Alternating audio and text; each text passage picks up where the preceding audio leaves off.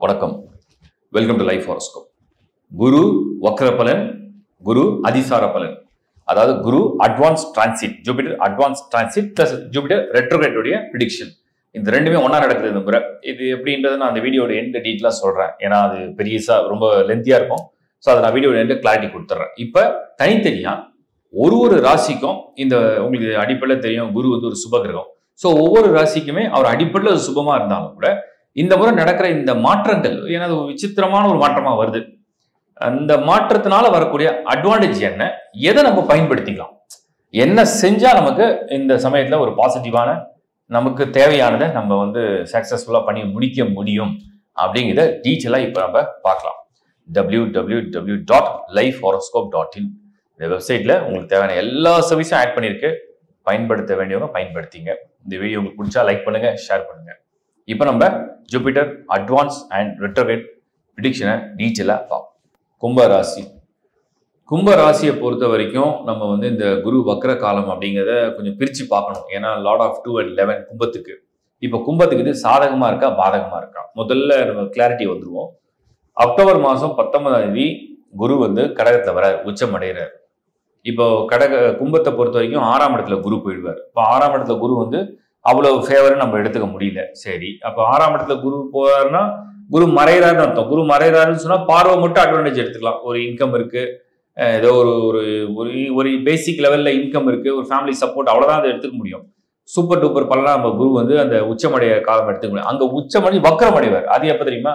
November 11, 2025 November 11 வந்து வக்ரம் அடைவார். அப்போ கும்பத்துக்கு கொஞ்சம் ஃபேவர் ஆரம்பிக்கும்.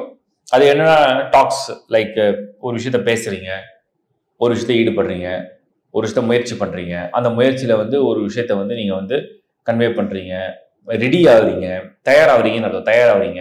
ஸோ இதெல்லாம் வந்து இந்த நவம்பர் 11 இருந்து டிசம்பர் 4 வரைக்கும் உங்களுக்கு அந்த உச்சமடைஞ்சு வக்ரமடைகிற ஸ்டேட்டஸ்ல இருக்கு. இப்போ கும்பத்துக்கு இப்போ குரு பயிற்சி 2025 எண்ட் ஆஃப் மேல நடந்து குரு பார்வையெல்லாம் கும்பம் இருக்குன்னு சொல்லி எல்லாருக்கும் சொல்லப்பட்டது தான், உண்மைதான். இருந்தாலும் கும்பராசியை சேர்ந்தவங்களுக்கு இன்னும் இது நடக்கல, இன்னும் அது கிடைக்கல அப்படின்னு ஏதாவது ஒரு பெண்டிங்ல இருக்கு, இல்லைன்னா ட்ரை பண்ணிட்டே இருக்கேன் ஆனால் 100% ஃபேவரா இல்லை அப்படின்னு ஏதாவது புலம்புற மாதிரி இருந்ததுன்னா உங்களுக்கு ரியலாவே குருவுடைய நல்ல காலம் எது தெரியுமா?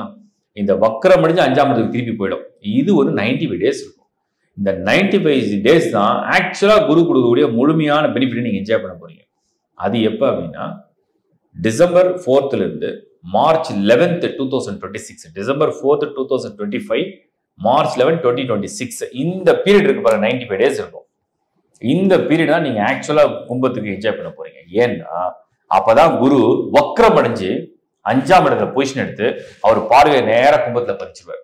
உங்க கும்பத்தை பொறுத்த வரைக்கும், சனியுடைய ராசியான கும்பத்தை பொறுத்த வரைக்கும் வியாழன், அதாவது Guru lord of 2 and lord of 11 பாதகஸ்தானத்துக்கும் அவரே அதிபதியா வரார், குடும்பஸ்தானத்துக்கும் அவரே அதிபதியா வரார், பொருளாதாரத்துக்கும் அவரே அதிபதியா வரார், லாபத்துக்கும் அவரே அதிபதியா வரார். அப்படிப்பட்டவர் 5ல இருக்கிறது சுபம்.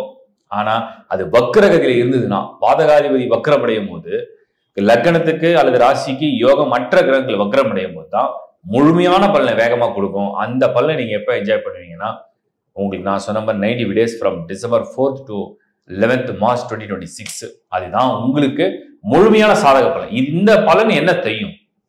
இந்த பலன் வந்து என்ன செய்யும்? பணம், பொருள், முன்னேற்றம், பதவி, அதிகாரம், வீடு, மனை, உங்களுக்கு வந்து வாகனம், வெளிநாடு யோகம், கல்வி, திருமணம், குழந்தை பாக்கியம், அதிர்ஷ்டம், ஒரு கிரகப்பிரவேசம், இந்த மாதிரி எல்லா விதமான சுப காரியங்களை செய்யறதுக்கு வலிமையான இடத்துல குரு வந்து உங்களுக்கு வந்து பொசிஷன் எடுக்கும். அதுவும் வக்ரத்துல வேகமா செய்ய வைக்கும். இதுதான் உங்களுக்கு ஆக்சுவலா கும்பத்துக்கு நடக்கக்கூடிய ஒரு அற்புதமான மாற்றம். அதனால அந்த காலகட்டத்தை சரியா பயன்படுத்துங்க. சப்ஜெக்ட் நான் எல்லாருக்கும் சொல்றதுதான், உங்க பர்த் சார்ட்டை வெரிஃபை பண்ணி அதுல உள்ள தசாபுக்தியில பொறுத்துட்டீங்கன்னா எல்லாமே எந்த அளவுக்கு உங்களுக்கு சாதகமா இருக்கு நீங்க ஈஸியா கண்டுபிடிக்க முடியும். கும்பத்துக்கு இந்த குருவுடைய அட்வான்ஸ் டிரான்சிட்டை விட ரெட்ரோகிரேட் ஆகி ஒரு டிரான்சிட் நடக்குது பாருங்க, அதுதான் முழுமையா ஃபேவரா இருக்கு. பயன்படுத்திங்க சரியான நேரத்தை. வாழ்த்துக்கள். குரு எப்ப வக்ரம் அடைகிறாரு, எப்ப வந்து அவர் வந்து அட்வான்ஸ் டிரான்சிட் ஆகிறாருன்னு எல்லாருக்கும் ஒரு குழப்பம் இருந்தது. நான் தெளிவா சொல்லிடுறேன் அது எப்படின்ட்டு. ஏன்னா நிறைய பேர் இந்த கேள்வியெல்லாம் கேட்டாங்க ஆல்ரெடி. இப்ப மிதுனத்துல குரு இருக்கார், இப்படி வச்சுங்க, மிதுனத்துல குரு இங்க இருக்கார். இது எப்ப வந்தாரு? மே மாதம் 2025, அதாவது மே எண்டில் 2025 குரு மிதுனத்துக்கு டிரான்சிட் ஆயிடுச்சு ஆல்ரெடி. அப்போ மிதுனத்துல இருந்து மறுபடியும் கடகத்துக்கு போகும். 1 இயர் ஆகும். ஒரு வருஷத்துக்கு ஒரு முறை தான் குரு வந்து இடம் மாறுவார். ஆனா இந்த முறை என்ன நடக்குது தெரியுமா? இந்த மிதுனத்திலிருந்து அடுத்த ராசியான கடகத்துக்கு ஷிஃப்ட் ஆகிடுறாரு. அதுதான் அட்வான்ஸ் டிரான்சிட். அவர் ஆக்சுவலா பண்ண வேண்டியது வந்து 2026 2026 மேல தான் பண்ணணும், இல்ல ஜூன்ல தான் பண்ணணும். அட்வான்ஸா இந்த அக்டோபர்ல 19 ஷிஃப்ட் ஆயிடுறாரு. சரி, இது ஷிஃப்ட் ஆயிடுறாரு, ஓகே, அக்செப்ட் பண்ணிக்கிறோம். அதுலயே ஷிஃப்ட் ஆயிட்டு வக்ரம் அடிக்கிறார், ரெட்ரோகிரேட். நார்மலா வந்து டைரக்ட் மோஷன் சொல்லுவோம். டைரக்ட் மோஷன்னா ஒரு இடத்துல இருந்து இன்னொரு இடத்துக்கு ஷிஃப்ட் ஆகிறது வந்து டைரக்ட் மோஷன். அந்த கடகத்துல இருந்து அங்கிருந்து ரெட்ரோகிரேட் ஆச்சுன்னா அது பின்னாடி திரும்புற மாதிரி திரும்பிடும். சோ வக்ரம், அதுதான் வக்ரம். இந்த வக்ரம் எப்ப ஆகுறாரு தெரியுமா?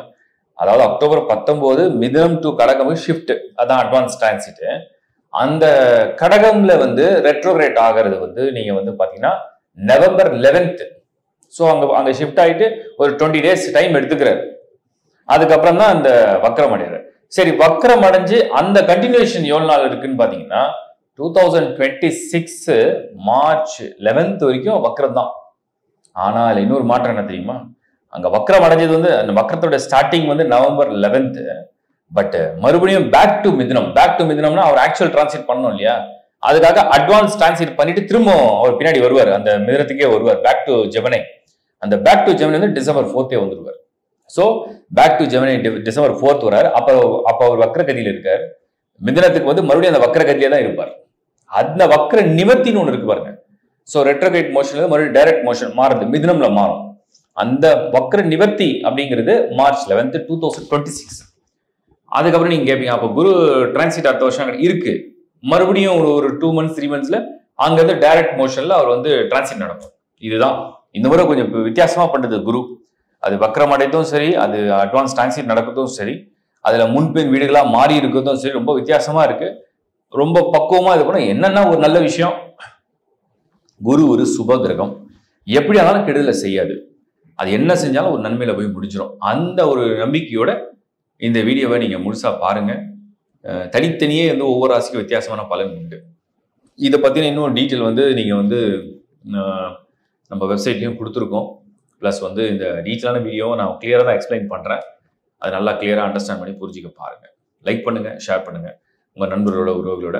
www.lifehoroscope.in இதுல தயவு செஞ்சு ஹாரோஸ்கோப் இல்லாதவங்க, உலகத்துல எந்த மூலையில பிறந்திருந்தாலும் ஹாரோஸ்கோப் இல்லாதவங்க உங்க ஹாரோஸ்கோப்பை அப்ளை பண்ணி எடுத்து குரு பர்த் சார்ட்ல எப்படி இருக்காரு, வக்ரமா இருக்காரா, வக்ரம் இல்லாம இருக்காரா, லக்கணத்துக்கு யோக கிரகமா பாவ கிரகமா, சுபத்தன்மை அடைஞ்சிருக்காரா, சுபத்தன்மை அடையாம இருக்காரா, குரு தசை வாழ்க்கையில உங்களுக்கு நடக்குமா நடக்காதா, அது எந்த காலகட்டத்தில் நடக்கும், எந்த வயதுல இருந்து எந்த வயது, ஏன்னா 16 வருஷம் அந்த பீரியட். ஸோ இதெல்லாம் கால்குலேட் பண்ணி நீங்க வந்து ஃபிக்ஸ் பண்ணி வச்சுங்க. அதுக்கப்புறம் இதை பொருத்தி பலனை புரிஞ்சுங்க.